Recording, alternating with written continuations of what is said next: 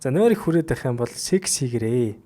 Ингийн бол нөгөө нэг идэх нойр хүрээд байгаа энэ нозоороод байгаа юм байдал чинь одоо багсах хэвийн байдалтай орно гэж та бичээд тэн дээр нь маш олон хүмүүс мэдээлэл авъя гэдэг энэ зүйл яваадсан.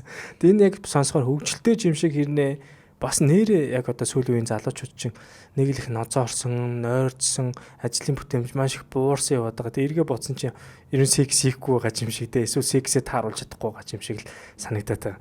Тэгвэл та яг энэ тал дээр яг юунаас үндэслэж энийгээ та илүү ер нь энэ яг ямар үндэслэлтэй гэдэг талаас ярив.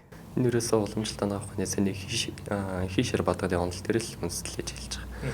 Тэгэхээр ер нь бол одоо ингээд тамирдж ядраад байгаа энэ мэдрэмж нь өөрөө дотроо одоо хоёр өөр янз байгаа. Шал өөр хоёр шалтгаантай гэсэн үг.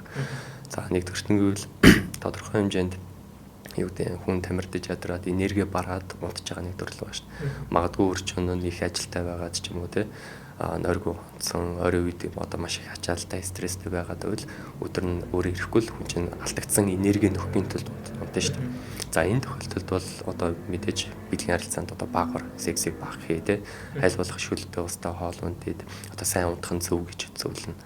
Харин миний тэр одоо сексийг одоо идэвхтэй хийгэрэй гэдэг нь болохоор хийний зүйлтэй одоо тэр тамир барагдаж ядраад байгаа биш хэвийн нойр одоо аваад байгаа шөнө 8-аас 10 цаг бараг унтцсан бүр илүү ч унтцсан те 10 хэдэн цаг унтцсан мөртлөө өглөө босч ирээд ажилдаа яваад ч юм уу хоол идвгүй юу нэг жоохон нэг сүртэй юм хийж гийгүүлээгүй мөртлөө дахиад нойр нүрээд би энэ ноцоор бол унтах боломж олдвол шууд унтаад байгаа иймэрхүү төрлийг өөрөөр хэлбэл бадган гэдэг зүйлийг ихснээс үүдэлтэйгээр нойр хит ихсэх эмгэг болоод байгаа. Иймэрхүү тохиолдолд бие махбодыг сэргийх одоо нэг арга нь одоо секс хийж одоо биеийг тэнцвэржүүлж яах юм уу?